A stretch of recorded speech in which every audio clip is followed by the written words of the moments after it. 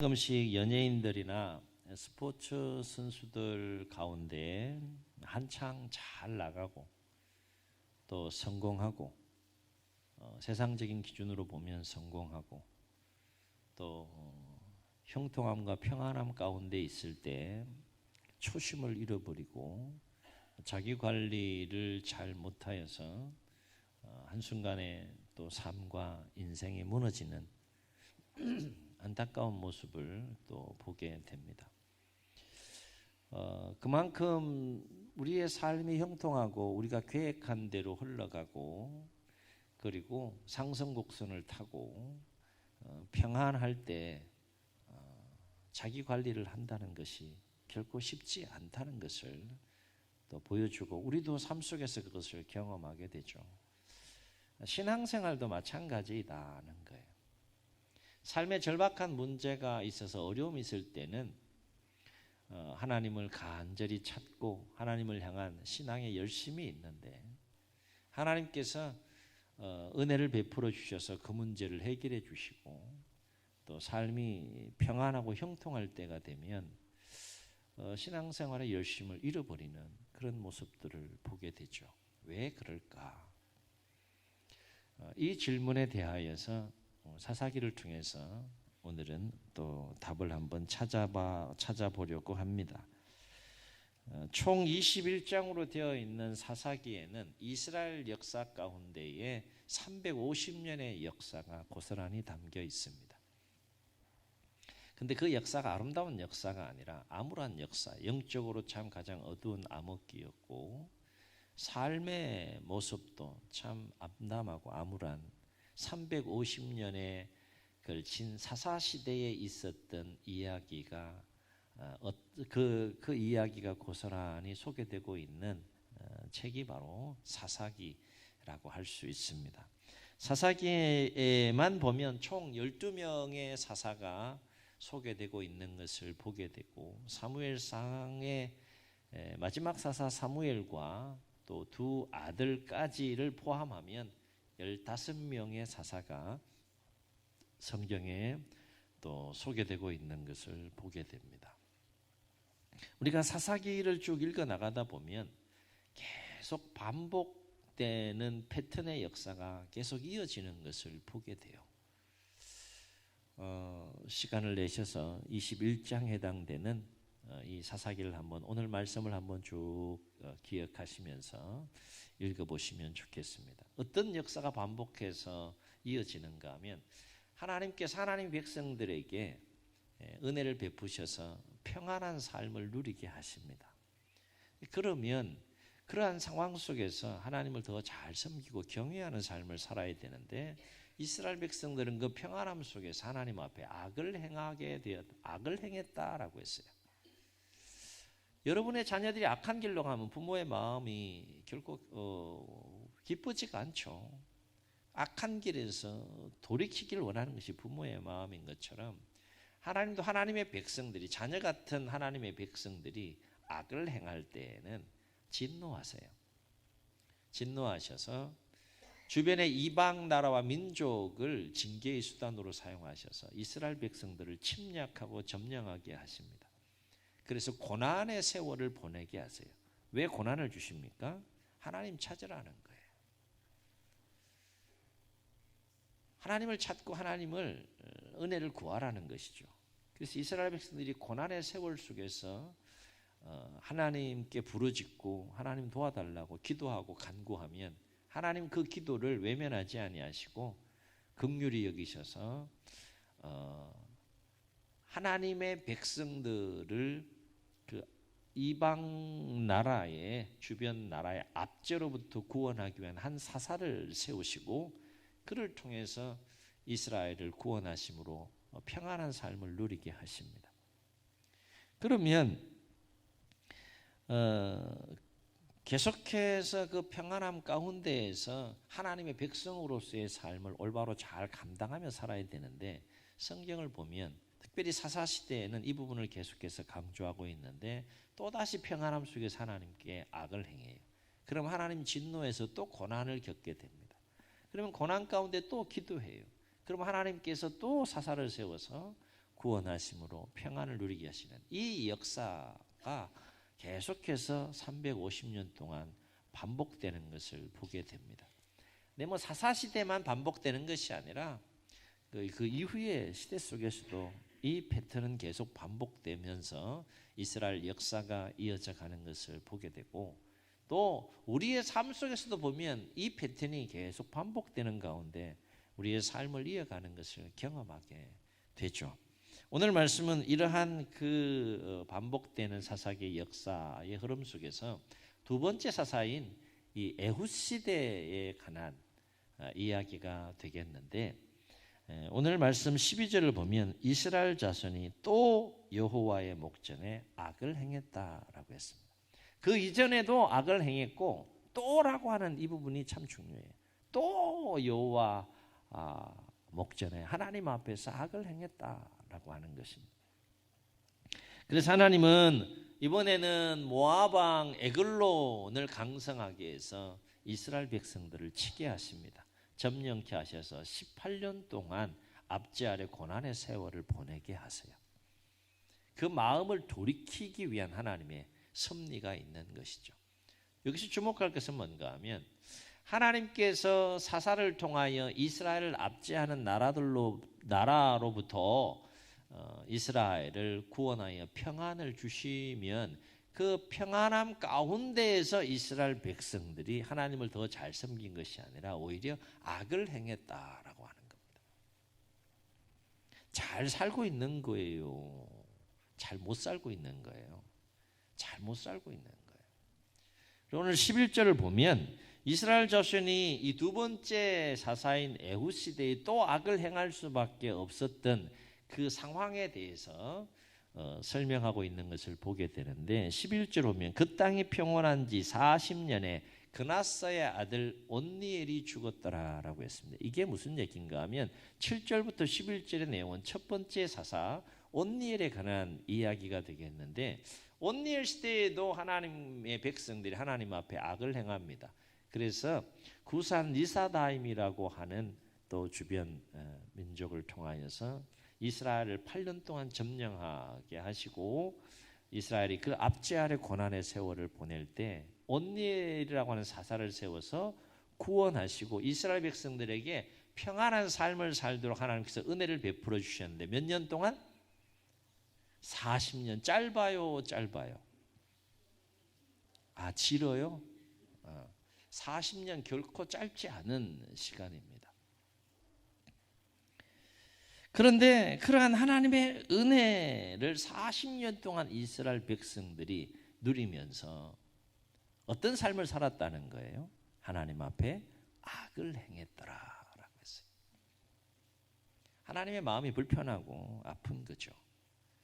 그러니까 고난의 때에 이스라엘 백성들이 악을 행한 것이 아니라 하나님께서 은혜를 베풀어 주신 그 은혜, 평안함의 때에 하나님 앞에 악을 행했다라고 하는 거예요. 상식적으로 생각해 보게 되면 고난 가운데 있는 하나님의 백성들을 사사를 태워서 구원하여 평안함을 누리게 하셨으면 그 하나님을 더 잘 섬겨야 돼요. 더 잘 섬겨야 돼요. 더 잘 섬겨야 되잖아. 자기들 힘으로 그 평안함을 누리는 게 아니에요. 하나님이 개입하셔서 하나님이 역사하셔서 하나님이 섭리하셔서 하나님이 은혜를 베풀어 주심으로 상황을 그렇게 만들어서 하나님의 백성들로 하여금 40년 동안 평안한 시대를 누리게 했으면 그 은혜를 생각해서라도 하나님께 더 잘해야 되잖아요. 그런데 하나님의 백성들이 어떻게 했다? 그러한 하나님 앞에 그 여호와의 목전에 악을 행했더라라고 했어요. 그럼 우리 질문해야 됩니다. 뭔가 좀 이상하잖아요.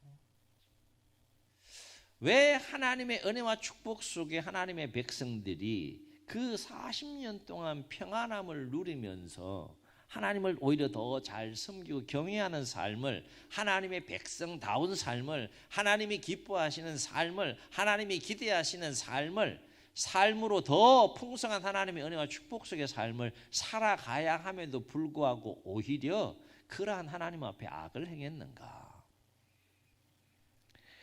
그것은 모든 일이 형통하고 평안함 가운데 있을 때에 영적인 차원에서 반드시 세 가지 현상이 일어날 수 있기 때문이다 하는 거예요. 여러분에게는 이와 같은 일이 일어나지 않기를 주의 이름으로 축원합니다. 하나님이 은혜를 베풀어 주셔서 새해에 여러분의 삶의 문제를 해결해 주시더라도 변함없이 하나님을 사랑하고 경외하는 삶을 살 수 있어야 되는데 그렇지 못한 우리의 연약한 삶의 모습이 있을 수 있다는 거예요. 왜 그와 같은 일들이 일어나느냐? 왜 평안하고 형통할 때 하나님 앞에 악을 행하는 삶을 살게 되느냐? 영적인 차원에서 평안하고 모든 일이 형통하게 되면 또 그와 같은 상황이 더 오래 지속되게 되면 반드시 세 가지 차원의 현상이 세 가지 일이 일어난다는 거예요. 첫째는 하나님의 은혜를 갈망하는 마음이 사라진다는 거예요. 무너진다는 겁니다. 다시 말해 하나님이 주신 그 평안함 속에 푹 젖어서 하나님의 은혜를 사모하는 마음이 점점 식어버리는 거예요. 하나님을 찾는 절박함이 사라진다는 겁니다.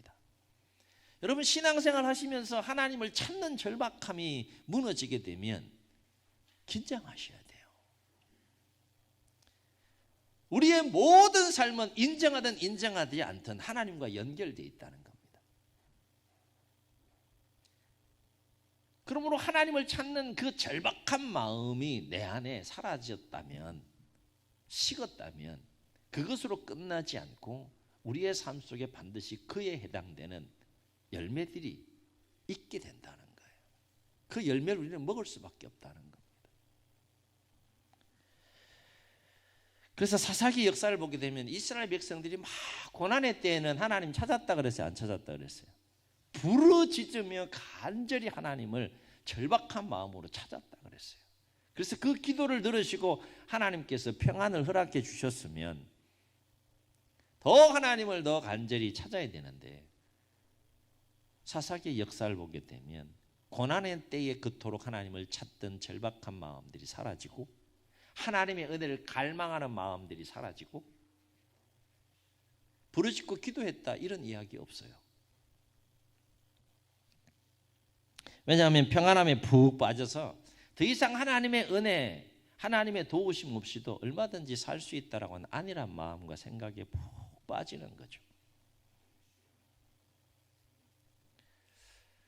여러분 한번 제가 1부 때도 여쭈었는데 한번 여쭤볼게요. 여러분 삶의 여정에서 절박한 해결해야 될 삶의 문제가 있으면 하나님 찾아야 돼요? 찾아야 돼요? 찾죠, 그죠? 찾아야 돼요. 찾아야 돼요. 그러면 그 문제를 하나님께서 깨끗이 해결해 주셨어. 새해의 기도의 제목들이 있잖아요. 깨끗이 막 해결해. 나한테 너무 절박한 문제야. 빨리 이 문제를 해결해 주셔야 돼, 하나님. 그래서 하나님이 좀 해결해 주세요라고 막 간절히 간구하고 부르짖고 기도했는데 하나님께서 오케이 딱 사인해가지고 딱 해결해 주셨어. 왜 이렇게 흥분해? 그래서 삶이 이제 형통하고 평안해요. 절박한 삶의 문제가 해결됐으니까 절박한 삶의 문제가 없는 상태예요. 그때도 하나님을 절박한 마음으로 찾아야 돼요? 찾지 말아야 돼요? 대답들은 잘하셔요. 하여튼. 근데 찾아요? 안 찾아요? 오늘 이거 한번 우리가 생각해 보자는 거예요. 복잡한 거 아닙니다. 오늘 이거 한번 생각해 보자. 믿지 않는 사람들도요, 절박한 삶의 문제 있으면 하나님 찾아요. 근데 한번 가만히 생각해 보세요. 우리가 영적인 위기가 언제 주로 옵니까? 고난의 때 영적인 위기가 오는 게 올 확률이 더 많아요? 평안하고 형통할 때 영적인 위기가 오는 게 올 확률이 더 많아요? 희한하죠. 그러면 언제 더 절박하게 하나님의 은혜를 구해야 돼요? 고난의 때도 절박하게 하나님의 은혜를 구해야 되지만 더 영적인 위기가 올 수 있는 이 평안하고 형통한 때에도 하나님을 더 절박하게 찾아야 돼요. 언제 더 절박하게 하나님을 찾아야 돼요? 오늘 이거 도전해 보자는 거예요. 여러분, 우리는 고난의 때 때뿐만 아니라 평안하고 형통할 때에도 하나님의 은혜 없이는 결코 살 수 없다라고 하는 그 절박한 마음이 있어야 된다는 거예요. 고난의 때만 우리가 하나님의 은혜를 구하는 그 갈망과 절박함이 있는 것이 아니라 오히려 더 평안할 때 영적으로 더 큰 위기가 올 수 있기 때문에 지금 사사시대의 백성들이 언제 무너지는 겁니까? 신앙과 삶이 평안할 때 무너지는 거예요. 그럼 무너지지 않도록 하기 위해서 이 평안함과 이 은혜 가운데 계속해서 하나님의 은혜와 축복을 누리는 삶을 살기 위해서라도 하나님께도 그 은혜를 갈망하며 절박한 마음으로 나아갈 수 있어야 된다는 것이죠. 2024년 새해를 살아가면서 기도할 때 여러분 기도의 제목을 하나님이 허락해 주기까지의 과정에도 절박한 마음으로 은혜를 갈망하며 나아가야 되겠지만 그 응답 이후에도 더 하나님의 은혜를 갈망하는 그 마음이 충만해질 수 있기를 주의 이름으로 축원합니다. 하나님의 은혜는 아무리 갈망해도요 부족함이 없어요. 끝이 없어요. 끝이. 진짜 성숙한 신앙은 어려울 때 하나님을 간절히 찾는 것보다 그 어려움이 해결되었을 때 더 간절히 하나님을 찾는 것, 그것이 진짜 성숙한 신앙생활이라는 거예요. 삶의 문제에 절박함이 없습니까? 그러면 하나님의 은혜를 갈망하는 절박함이 있어야 된다는 거예요. 내 문제에 대한 절박함보다도 더 나아가서 더 깊고 더 풍성한 하나님의 은혜를 갈망하는 그 절박함으로 나아갈 수 있을 때 그 평안함을 축복으로 누릴 수 있다는 거예요. 여러분 하나님 다 아십니까? 머리가 아니라 삶 속에서 인격적으로 하나님이 어떤 분인지 다 알고 체험하고 경험하십니까? 66권의 말씀을 다 아세요? 하나님의 은혜가 얼마나 깊고 놀라운지 다 아세요? 아무리 하나님 앞에 열정적으로 나아가도 평생을 하나님과 친밀하게 교제해도 하나님 우리 다 알 수 없어요. 진리의 말씀을 다 깨달을 수가 없어요. 영적인 그 깊은 세계를 다 경험할 수 없어요. 우리의 삶의 절박한 문제를 해결하는 그 은혜와는 비교할 수 없는 하나님의 은혜의 세계가 열려있다. 고난이 있을 때는 고난의 문제에 집중해서 하나님 앞에 그 문제 해결해 달라고 막 구하지만 그 문제가 해결되었을 때는 그과는 차원이 다른 하나님의 놀라운 그 은혜의 세계를 향하여서 갈망하는 마음으로 절박한 마음으로 은혜를 구하며 나아갈 때 평안하고 형통할 때 오히려 더 깊은 하나님의 은혜를 체험하게 되고 그 평안함 속에 넘어지지 않는다는 거예요. 악을 행하지 않는다는 겁니다. 여러분 한번 생각해 보세요. 내 안에 하나님의 은혜를 향한 절박한 마음이 있고 그 절박한 마음으로 하나님의 은혜를 갈망하며 사모하는 마음이 충만한데 왜 악을 행합니까?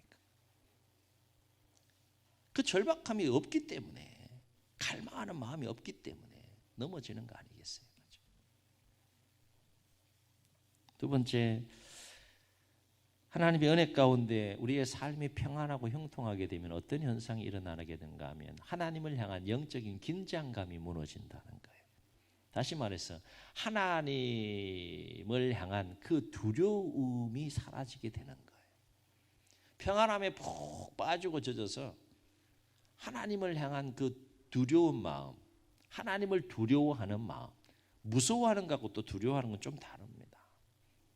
너무 귀하고 너무 사랑하고 너무 경외하고 너무 존경하니까 두려운 거예요. 그 하나님을 향한 두려운 마음, 그 영적인 긴장감이 평안함이 지속되면 사라진다는 거예요. 무너질 수 있다는 거예요. 그래서 이어지는 현상이 뭔가 하면 영적으로 게으러지게 됩니다. 나태해지게 됩니다. 신앙생활이 거추장스러워요. 신앙생활이 귀찮은 겁니다. 예배 이렇게 됩니다. 목사님 뭐 핏대 세우면서 기도하라고 아무리 얘기해봐요. 기도 이렇게 됩니다. 뭐 굳이 내가 그렇게 열심과 열정을 가지고 신앙생활 필요가 뭐가 있나? 다 귀찮아지는 거예요. 예배 생활도 귀찮아지고 기도 생활도 귀찮아지고 말씀을 가까이 하는 거 다 귀찮아지는 거예요. 영적인 긴장감이 무너지는 거예요. 언제? 평안함이 우리 가운데 충만하게 역사할 때. 우리가 살면서 반드시 기억해야 할 것은 뭔가 하면 삶은 내 손에 있는 것이 아니라 착각하지 말라는 거예요. 하나님의 손에 우리의 삶과 우리의 인생이 있다. 아멘. 성경 66권을 통해서 끊임없이 우리에게 말씀하고 있어요. 어떤 사람 내 주먹을 믿으라 그래. 병원 같은 데 가면 전도하러 이렇게 예전에 있었던 데 가보면 복음을 전하려고 그러면 가시라고. 귀찮다. 나 내 주먹을 믿겠다. 갑자기 그 생각이 나네요. 주먹 믿을 수 있어요? 네? 그 주먹이 우리의 삶과 우리 인생을 얼마나 책임져 주겠느냐. 다시 말해 하나님께서 마음만 먹으면 언제든지 우리의 삶을 깨뜨릴 수 있다는 겁니다. 여기에 긴장감이 있는 거예요. 한순간에 우리의 삶과 우리의 인생이 무너질 수 있다는 거예요. 그것이 우리가 하루하루 사는 이 삶이라는 겁니다. 성경은 이것을 끊임없이 강조해요. 네가 사는 그 삶, 아무리 형통하고 아무리 평안한 그 삶이라 할지라도 내가 깨뜨리면 한순간에 무너질 수 있다. 이게 성경의 가르침이에요. 삶에 대한 가르침이에요. 하나님이 부르시면 모든 걸 내려놓고 그냥 가야 돼요. 그게 우리의 삶이고 우리의 인생이에요. 영원히 살 것처럼 그 평안함과 그 형통함과 그 행복함이 영원히 무너지지 않을 것이라 착각하지 말라는 거예요. 우리 긴장해야 돼요? 긴장하지 않아야 돼요? 긴장해야 돼요. 경건이 무너지는 출발점은 하나님을 향한 두려움이 사라질 때 경건이 무너지는 겁니다. 하나님을 좀 무서워하고 두려워할 줄도 알아야 되는데 그 마음이 사라지는 거예요.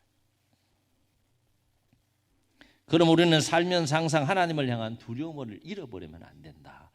하나님을 향한 두려움을 잃어버리게 되면 신앙이 무너지게 되고 신앙이 무너지면 신앙만 무너지는 것이 아니라 마음이 무너지게 돼 있고 마음이 무너지는데 삶이 세워집니까? 삶과 인생이 무너지게 돼 있다. 도미노처럼 쫙 무너지는 거예요. 사사시대의 백성들, 하나님을 향한 영적인 긴장감과 두려움을 잃어버린 사사시대의 백성들의 심령의 상태가 어떠했고 그들의 삶의 모습이 어떠했는지 성경을 통해서 우리에게 선명하게 말씀해 주고 있다. 한 주 동안 한번 읽어보세요. 쭉. 하나님과 가까워졌을 때 그들의 심령과 삶이 어떠했고 하나님과 멀어졌을 때 그들의 심령과 삶이 어떠했는지 너무 쉽게 사사기를 통해서 우리에게 말씀해 주고 있어요. 세 번째, 하나님의 은혜 가운데 형통하고 평안함을 누리게 되면 어떤 현상이 영적인 차원에서 일어나게 되면 그 삶이 하나님의 은혜인 것을 망각하게 되고 급기야는 그 삶을 허락해 주신 하나님조차 망각하게 되는 일이 일어난다. 참 무서운 일이죠. 그것이 평안함이 갖는 무서운 망각의 힘이다. 그래서 결국 자기 소견에 옳은 대로 내가 옳다고 생각하는 대로 육신의 생각과 욕망에 사로잡혀서 삶을 살게 된다는 것입니다. 그래서 7절에 보게 되면 이스라엘 자손이 여호와의 목전에 악을 행하며 자기들의 하나님 여호와를 어떻게 했다 그랬어요? 잊어버렸다 그랬어요. 놀라운 일이 일어나는 거예요. 어마어마한 하나님의 은혜를 그들이 받고 누리는데 그 은혜를 베푸신 하나님을 평안함으로 인하여서 잊어버렸다 그랬어요. 잊어버리고 누구를 섬겼다라? 우상들을 섬겼는데 바알들과 아세라들을 섬긴지라 그랬어요. 하나님이 아닌 그 우상들을 하나님으로 그렇게 섬기면서 자신들의 생각과 욕망을 이루고자 하는 그 역사들이 사사기를 통해 일어나는 것을 보게 되고 그 모습을 하나님이 이렇게 보고 계신다. 사사기 마지막 장이 21장입니다. 21장 마지막 절이 25절입니다. 25절 보면 350년 동안 이 사사기의 시대가 어떤 시대였는지를 이렇게 요약하고 정리합니다. 그때 이스라엘에 왕이 없으므로 사람이 각기 자기의 소견에 오른 대로 행하였더라. 무슨 얘기입니까? 이스라엘 백성들 가운데 왕이 없었습니까? 예, 일반 나라와 민족 가운데 있는 그런 정치 시스템 가운데 있는 왕은 없었어요. 보이는 사람으로서의 왕은 없었지만 누가 왕이었어요? 하나님의 왕이었어요. 제 얘기는 뭔가 하면 하나님을 더 이상 왕으로 하나님 백성들이 인정하지 않았다는 거예요. 그리고 누구를 왕으로 삼았다는 겁니까? 내가 왕이지 뭐. 내가 왕이요. 충청도 사람 다 됐네. 내가 왕이요. 하나님이 왕이 아니라 내가 왕이라는 거예요. 내 마음대로 내 생각대로 내가 옳다고 여기는 대로 그렇게 삶을 살았던 시대, 그것이 사사시대였다. 자, 그러면 질문합니다. 이 사사시대 자기의 마음의 소견대로 자기의 마음대로 삶을 살면 잘 살려고 자기 마음대로 사는 거예요? 아니면 불행하게 막 살려고 자기 마음대로 사는 거예요? 고리타분하게 하나님 말씀 뭐 이런 거 뭐 좀 너무 고리타분하다 이거죠. 그렇게 살다가는 세상 즐거움도 못 누리고 불행할 것 같고 자꾸 얽매이는 것 같고 매이는 것 같고 짓눌리는 것 같고 다 집어치우고 지금부터는 내 마음과 내 생각대로 마음껏 내가 행복하게 하면 살아볼까요? 그러면 그렇게 삶이 흘러가야 되잖아요. 그렇죠? 사사시대가 그랬다는 거예요. 내 마음대로 살면서 정말 인생을 더 행복하게 살려고 자기의 마음의 소견대로 삶을 살려고 몸부림쳤으면 그 삶이 그렇게 흘러가고 행복해야지. 근데 350년 동안 사사기 역사를 보게 되면 어떤 삶의 모습이었더라? 영적으로도 어두웠고 그들의 삶의 모습도 불행하고 곤고하고 어두운 시대, 가장 어두운 시대가 이 사사시대였다. 우리 주목해야 합니다. 여러분 2024년도를 살아가면서 내 마음대로 살고 싶어 하는 그 욕망이 막 충만하게 생길 때가 있어요. 하나님은 그렇게 살지 말라고 말씀하시는데 내 속에서 막 갈등하고 싸우는 거예요. 그럴 때 이 사사기의 역사, 오늘 말씀을 기억하셔야 된다는 거예요. 힘이 들어도 때로는 고리타분하게 여겨져도 때로는 식상해도 때로는 진부하게 여겨져도 하나님의 말씀이고 하나님이 기대하시고 하나님께서 원하시는 삶이고 하나님의 자녀와 백성으로서 마땅히 살아낼 삶이라면 그 길을 걸어가는 것이 맞다. 인생을 길게 보고 우리가 살아야 된다는 거죠. 내 마음대로 살지 말라는 거예요. 내 생각대로 살지 말라는 겁니다. 잘 될 것 같으나 결코 잘 되지 않는다. 이게 오늘 말씀을 통해 주는 교훈이에요. 네 마음과 네 생각대로 살면 잘 될 것 같지? No. 네 삶은 내 손에 있다 이거죠. 힘이 들어도 하나님이 주신 그 말씀을 따라 하나님의 백성답게 삶을 살아갈 때 너의 마음이 세워지고 너의 삶이 세워지고 너의 인생이 세워진다 이 얘기. 그럼 우리는 깨달아야 됩니다. 뭘 깨달아야 할까? 평안함은 분명히 하나님의 축복이지만 그 평안함은 또한 우리의 마음을 무너뜨리고 우리의 인생과 우리의 삶을 무너뜨리는 위기와 독이 될 수도 있다는 것을 깨달아야 한다. 알고 누려야 된다는 거죠. 그러므로 우리는 고난의 때만 아니라 평안의 때에도 영적인 위기의식을 가질 수 있어야 한다는 거. 아멘. 아멘. 우리의 삶의 모습은 어떤가 돌아보자는 거죠. 형통함과 평안함 속에서 하나님을 향한 갈망하는 마음이 식어버리고 사라지지는 않았는가. 하나님을 향한 두려운 마음, 영적인 긴장감이 무너지고 영적으로 게으르고 나태한 모습은 없는가. 마치 내가 누리는 이 평안함을 당연하게 생각한 채 하나님의 은혜를 망각하면서 그 평안함 가운데 푹 빠지고 젖어서 하나님을 점점 더 멀리하고 있는 삶의 모습은 없는가.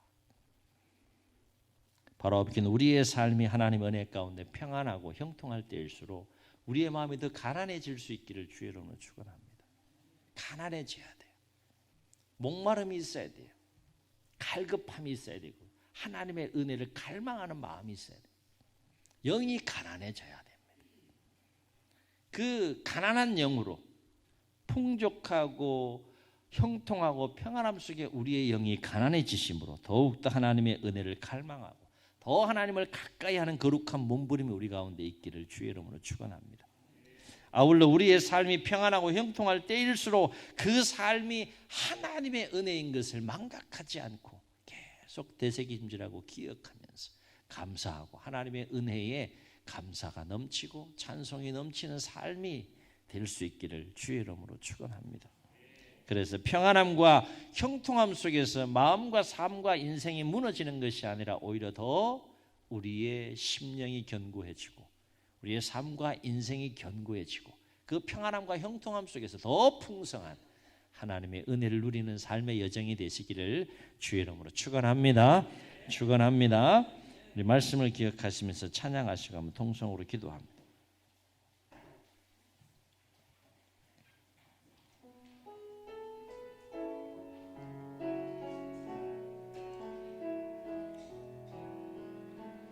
따스한 성령님 마음으로 보내 내 몸을 감싸며 주어지는 평안함 만족함을 느끼네 사랑과 진리에 사랑과 진리에 한 줄기 빛 보내 내 몸을 감싸며 주어지는 평안함 그 사랑을 느끼네 부르신 곳에서 나는 예배하네 어떤 상황에도 나는 예배하네 부르신 곳에서 나는 예배하네 어떤 상황에도 나는 예배하네 내가 걸어갈 때 길이 되고 살아갈 때 삶이 되는 그곳에서 예배하네 내가 걸어갈 때 길이 되고 살아갈 때 삶이 되는 그곳에서 예배하네 부르신 곳에서 나는 예배하네 어떤 상황에도 나는 예배하네 부르신 곳에서 나는 예배하네 어떤 상황에도 나는 예배하네 종이 눈을 감으시고 우리 말씀을 기억하시면서 한번 통성으로 기도하시겠습니다. 삶을 살다 보면 고난의 때를 하나님의 섭리 가운데 만날 수 있습니다. 그 문제가 해결되어 형통하고 평안한 때를 우리가 걸어갈 때도 있습니다. 그러나 우리가 분명히 기억해야 할 것은 상황은 바뀌어도 상황은 변화가 있어도 고난의 때이건 평안의 때이건 우리는 동일하게 하나님의 자녀와 백성이라는 것이고 상황은 변해도 변화된 상황 속에서 한결같은 마음으로 하나님의 은혜를 갈망하며 하나님을 향한 영적인 긴장감 속에서 우리의 마음과 우리의 신앙이 무너지지 않고 오히려 더 깊은 하나님의 은혜를 구하며 하나님의 자녀와 백성답게 삶을 살길 하나님은 기대하시고 원하십니다. 2024년 이제 추운 겨울이 지나고 새봄 첫 주를 우리가 이렇게 맞이합니다.